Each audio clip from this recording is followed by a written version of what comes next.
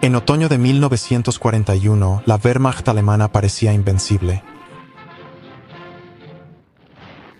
La Operación Barbarroja destruyó las defensas soviéticas, capturó 600.000 prisioneros y destruyó miles de tanques. En el norte, Leningrado estaba bajo asedio. En el sur, las fuerzas alemanas devastaron Ucrania y Crimea. El grupo de ejércitos de Fedor von Bock avanzó hasta Smolensk, a 180 millas de Moscú. Parecía inevitable. Con la Operación Tifón, Hitler afirmó que era el momento de la última gran batalla de la guerra.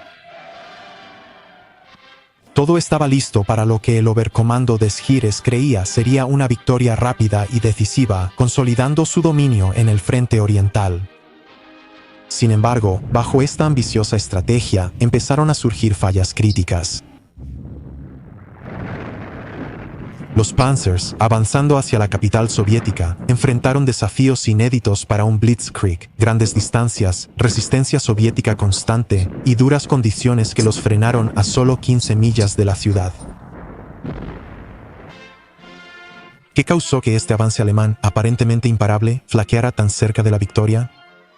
¿Cómo este fracaso se volvió un punto de inflexión en el destino del frente oriental?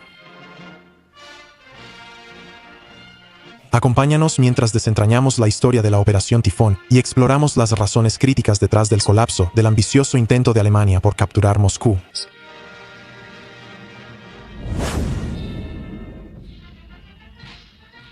Desde Barbarroja, Hitler priorizó destruir ejércitos soviéticos antes que capturar Moscú u otros objetivos estratégicos.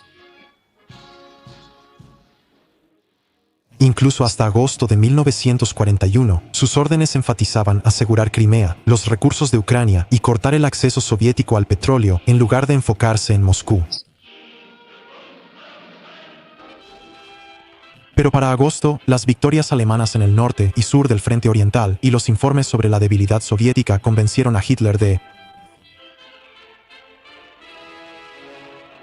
las fuerzas soviéticas parecían vulnerables cerca de Vyazma y Briansk, al oeste de Moscú, lo que presentaba una oportunidad para un cerco decisivo. Convencido por el Oberkommando des Heeres y sus generales, Hitler emitió la directiva del Führer 35 el 6 de septiembre ordenando destruir las fuerzas soviéticas cerca del grupo de ejército centro y avanzar hacia Moscú. Para cumplir la directiva del Führer 35, el Grupo de Ejército Centro y el Oberkommando des Heeres planearon la Operación Tifón, una ofensiva en un frente de 150 millas. Reunió 1.9 millones de hombres, 15 divisiones Panzer, 8 motorizadas y 47 de infantería, respaldadas por 4.000 piezas de artillería pesada, 549 aviones y 1.700 tanques. Por primera vez, la Wehrmacht tendría superioridad tanto numérica como cualitativa sobre las fuerzas soviéticas. El plan buscaba rodear a las fuerzas soviéticas en Vyazma y Briansk. El tercer ejército Panzer de Hermann Hoth atacaría Vyazma desde el norte y el cuarto ejército Panzer de Erich Hoebner desde el sur, mientras el segundo ejército Panzer de Heinz Guderian rodearía Briansk. Al eliminar esos bolsillos, el camino a Moscú quedaría abierto. La operación inició con el ataque de Heinz Guderian a Briansk el 30 de septiembre, seguido del ataque principal el 2 de octubre. Pero la logística representaba un desafío significativo. Las líneas ferroviarias capturadas rendían menos de lo esperado, operando a la mitad o 2/3 de su capacidad, mientras las guarniciones en Polonia drenaban suministros. El Grupo de Ejército Centro contaba con solo 4 terminales ferroviarias para 6 ejércitos, además de carreteras deficientes y escasez de transporte motorizado. Con 2/3 de su artillería tirada por caballos, el ejército alemán en el este sufría una gran tensión.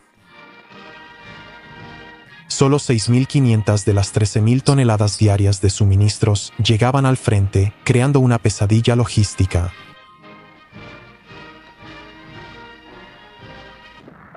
Mientras Alemania enfrentaba obstáculos logísticos, la situación soviética era mucho más grave.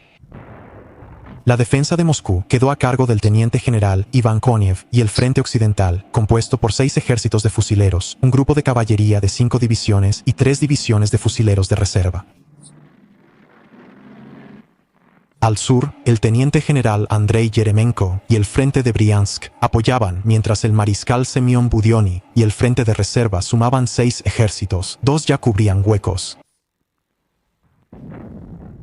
Estas fuerzas, con 95 divisiones y 864.000 soldados, estaban dispersas y agotadas tras meses de contraataques fragmentados ordenados por Stalin. Las divisiones de fusileros soviéticas, formadas mayormente por reclutas poco entrenados, tenían entre 5 y 7.000 soldados, menos de la mitad de su fuerza autorizada. La artillería pesada, los tanques medianos y los aviones de combate estaban en una escasez crítica, dejando a las fuerzas soviéticas en una grave desventaja frente al bien equipado ejército alemán. La negativa de Stalin a ceder territorio restringió a sus generales, obligándolos a defender mientras el avance alemán amenazaba Moscú. La batalla por Moscú comenzó en septiembre con los Panzers de Guderian lanzando un asalto rápido. Avanzando al noreste hacia Orel y al norte hacia Briansk, destruyeron 5 divisiones y abrieron el flanco sur del 13º ejército soviético. Para el 3 de octubre, las fuerzas de Guderian habían capturado Orel tan rápidamente que alcanzaron tranvías que aún circulaban por las calles, obligando al 13º ejército a retirarse hacia Briansk. El 2 de octubre inició la ofensiva principal. Los ejércitos Panzer III y IV atacaron a las fuerzas soviéticas cerca de Vyazma. El tercer ejército Panzer avanzó desde Smolensk, separando al 19º y 30º ejércitos y capturando los cruces del Dnieper en 2 días, abriendo el acceso norte a Vyazma. Al sur de Vyazma, el cuarto ejército Panzer de Hepner rompió las líneas soviéticas y destruyó los ejércitos 43 y 33 de Budyonny. Para el 5 de octubre, Hepner amplió la brecha y lanzó al 57º Cuerpo Panzer a las posiciones traseras soviéticas al este de Vyazma. Las divisiones de infantería del Grupo de Ejércitos Centro detuvieron a 4 ejércitos soviéticos, el 16 grados, 20 grados, 24 grados y 50 grados, evitando su retirada o apoyo a sus compañeros en Vyazma y Briansk. La presión alemana aumentó implacablemente, apretando el lazo alrededor de los defensores soviéticos. Al iniciar la Operación Tifón, el Kremlin seguía enfocado en Ucrania y tardó 3 días cruciales en responder. Las reservas se trasladaron rápidamente desde los Urales, Asia Central y el Lejano Oriente, pero estos refuerzos enfrentaron fuerte presión alemana. Al norte, la fallida contraofensiva de Konev causó grandes bajas soviéticas. El frente de reserva de Budyonny colapsó ante el cuarto ejército Panzer, dejando sus fuerzas destrozadas para el 4 de octubre. Stalin, enfurecido por estos fracasos, destituyó a Konev y consideró ejecutarlo. El 5 de octubre nombró al general Georgy Chukov, su comandante más capaz, encargado de la defensa tambaleante. Para el 7 de octubre la situación había empeorado. Las órdenes de Konev para retirar los ejércitos 16, 19 y 20 eran imposibles por la fuerte presión alemana. Cerca de Vyazma, las defensas de Budyonny cayeron ante ataques blindados, permitiendo que los panzers alemanes rodearan a 400.000 soviéticos de 5 ejércitos. En 5 días, las fuerzas alemanas destruyeron 25 divisiones de infantería y 5 brigadas de tanques en la batalla del Kessel o del Caldero.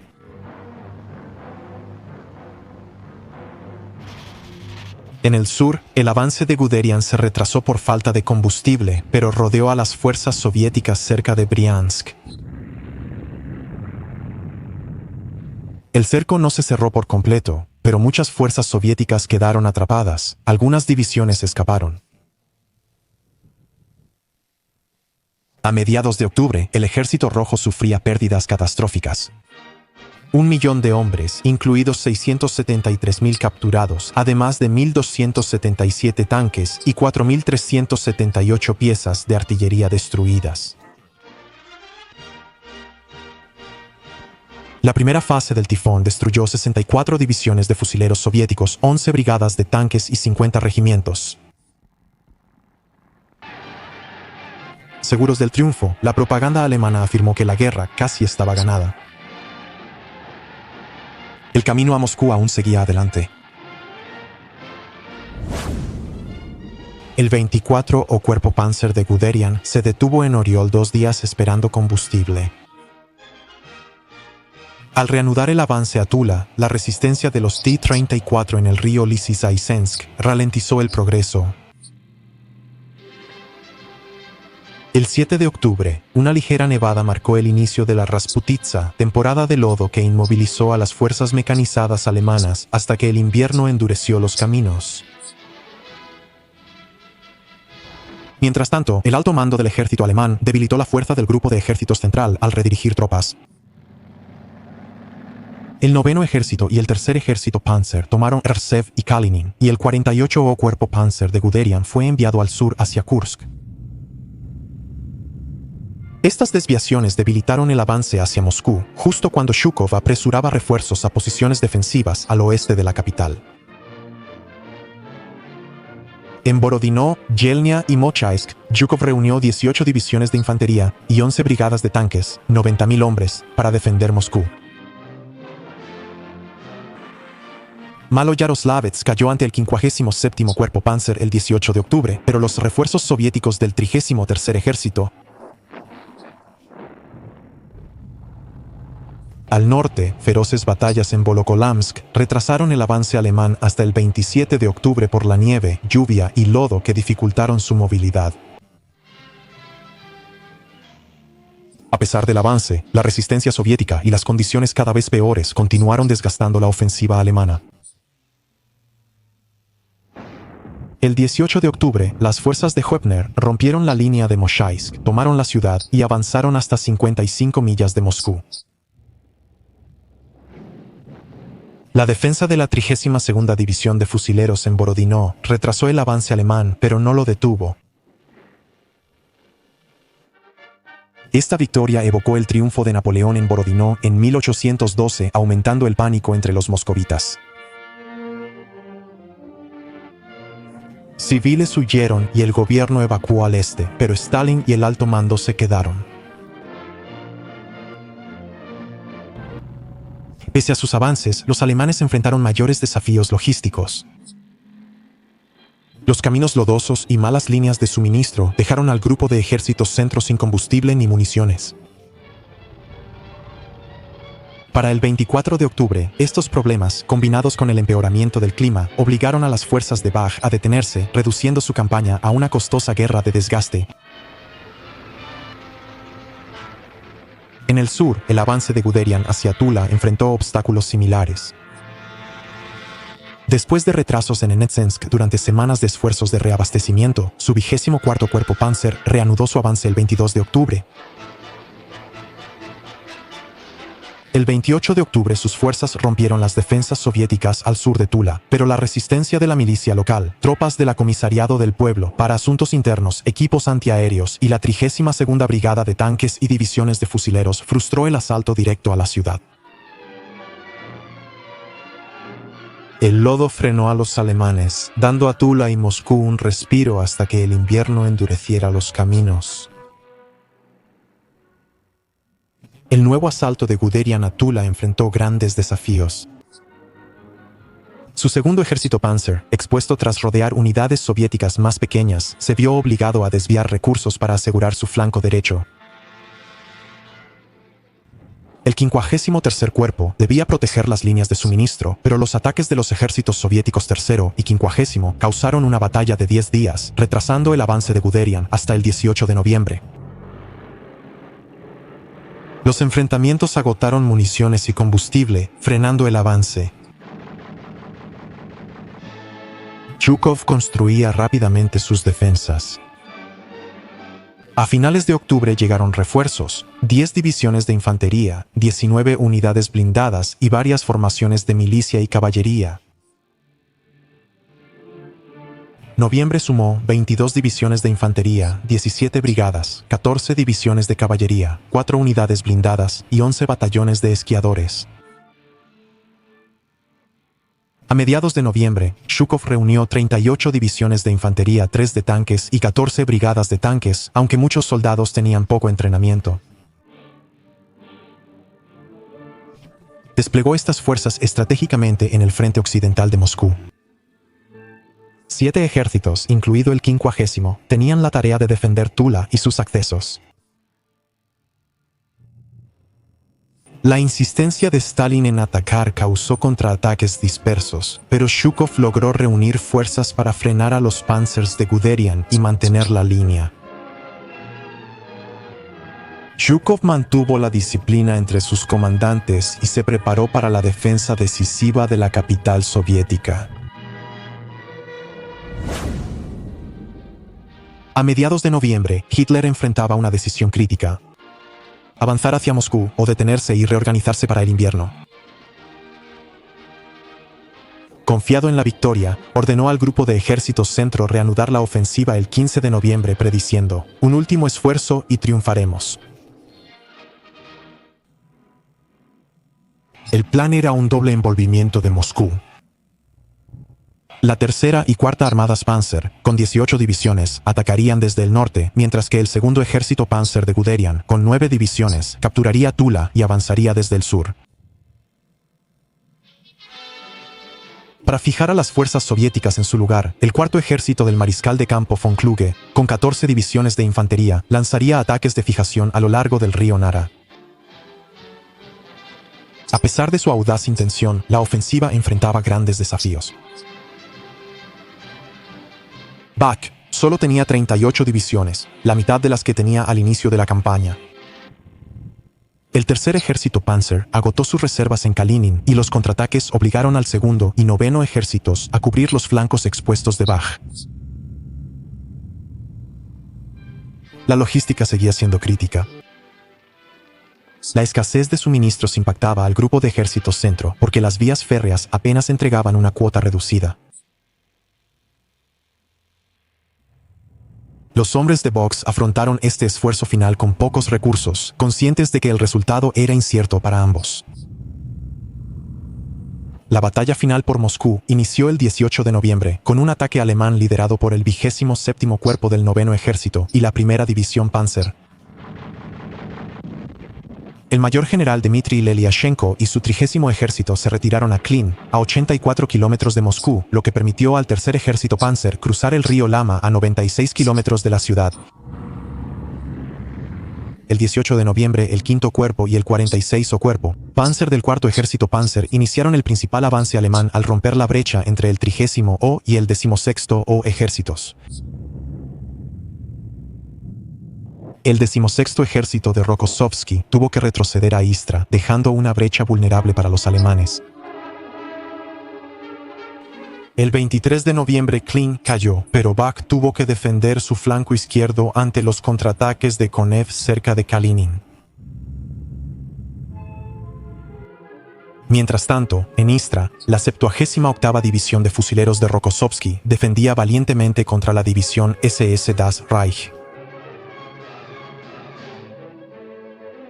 Aunque la ciudad cayó el 27 de noviembre, la batalla infligió grandes bajas a Das Reich y le dio al general Zhukov un tiempo crucial para reforzar las defensas de Moscú. El clima y la falta de suministros dificultaron el avance alemán, pero Bach continuó. El 27 de noviembre, el 56º Cuerpo Panzer llegó al canal Moskavalga, pero fue rechazado por fuerzas soviéticas. Al noroeste, la segunda división Panzer tomó Krasnaya Poliana el 30 de noviembre, pero la resistencia de Rokossovski, el mal clima y la falta de combustible frenaron el avance alemán, dejando incierto el destino de Moscú. A fines de noviembre, Guderian repelió contraataques en Tula y reunió combustible para un asalto final. Llegaron refuerzos soviéticos y el 50º ejército del teniente general Ivan Bolden lanzó ataques de distracción que dañaron el flanco derecho de Guderian, obligándolo a desviar divisiones para protegerse. Esto retrasó su cerco de Tula. Para el 24 de noviembre, el 24º Cuerpo Panzer de Guderian avanzó al noreste de Tula, pero se encontró con defensas soviéticas inesperadamente fuertes. Recibió poco apoyo del 4º ejército del mariscal de campo von Kluge, que fue lento en brindar ayuda. Aunque cortó brevemente la carretera Tula-Moscú el 3 de diciembre, Guderian tuvo que retirarse al día siguiente tras el contraataque de blindados soviéticos de Zhukov. El 4º ejército de von Kluge permaneció inactivo hasta noviembre, lo que permitió a Zhukov reforzar a Rokossovski. Von Kluge atacó con 4 divisiones hasta el 1 de diciembre, pero el ejército Panzer de Hoepner ya se había detenido y sus esfuerzos fueron insuficientes y tardíos. Tras el traslado de reservas de Zhukov al centro, von Kluge se retiró por el río Nara, admitiendo la derrota. Zhukov señaló que al no haber ataques centrales, pudo mover reservas para enfrentar los flancos alemanes. A inicios de diciembre, el avance alemán llegó a su punto máximo. Desde Khimki, a menos de 12 millas de Moscú, las tropas alemanas carecían de combustible y municiones, tras sufrir 155.000 bajas y perder más de 700 tanques. Sin que los alemanes lo supieran, el Ejército Rojo tenía ventaja numérica y recibió refuerzos soviéticos. El 8 de diciembre Hitler ordenó a Bach detener la ofensiva y mantener el territorio capturado. El 5 de diciembre iniciaron los contraataques soviéticos en el norte del frente, al este de Klin. El tercer ejército Panzer, debilitado por batallas anteriores, estaba vulnerable. El coronel general Hans Reinhardt mantuvo sus tanques cerca del frente, exponiéndolos a ataques soviéticos rápidos. El primer ejército de choque, el 10º y el 20º ejércitos coordinaron ataques, forzando al tercer Panzer a retirarse a Klin y al 4º Panzer a Istra. Para el 11 de diciembre, Rokossovski expulsó a los alemanes de Istra y el ala izquierda de Bach estaba por colapsar.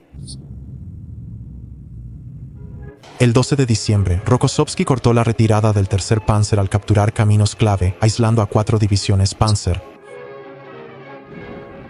Los alemanes escaparon, pero tuvieron grandes pérdidas. Al sur, Guderian sufría mayor presión de las fuerzas soviéticas cerca de Tula. El 50º ejército de Bolden, reforzado, atacó el frente y flancos, obligando a Guderian a retirarse a Orel el 12 de diciembre. La retirada alemana significó el fracaso de la Operación Tifón y salvó Moscú.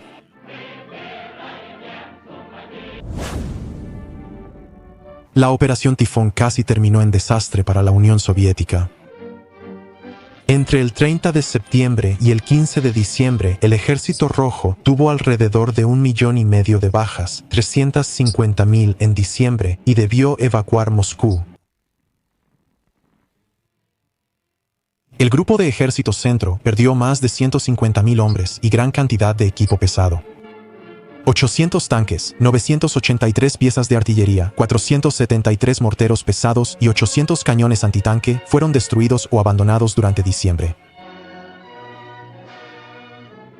Sin embargo, el mayor golpe para la maquinaria de guerra alemana fue psicológico. El mito de invencibilidad de la Wehrmacht cayó al ver la resistencia de las fuerzas eslavas, consideradas subhumanas. La confianza de Hitler en sus generales se erosionó, lo que lo llevó a relevar al jefe del Oberkommando des Heeres y tomar el mando personal. Destituyó a varios comandantes clave, como Bach, Guderian, Hoepner, Strauss y 4 de cuerpo. La primera fase de Tifón, que terminó con los cercos de Vyazma y Briansk, fue un éxito táctico, pero la logística y el fallo de Guderian al cerrar el cerco de Briansk permitieron que tropas soviéticas escaparan a Tula. La pausa operativa de noviembre, cuando el Ejército Rojo estaba debilitado, se debió a fallas logísticas que impidieron el suministro vital al frente. Para cuando Bach reanudó el ataque, los refuerzos soviéticos y las duras condiciones climáticas empezaron a inclinar la balanza a favor de Zhukov. La segunda fase de Tifón, el avance final a Moscú, fue la más fallida. El Oberkommando des Heeres y Bach, al subestimar las reservas soviéticas, usaron todas sus tropas pensando que el Ejército Rojo ya no resistiría. La excesiva confianza de Hitler, basada en informes optimistas, lo hizo creer que un asalto final vencería a la Unión Soviética.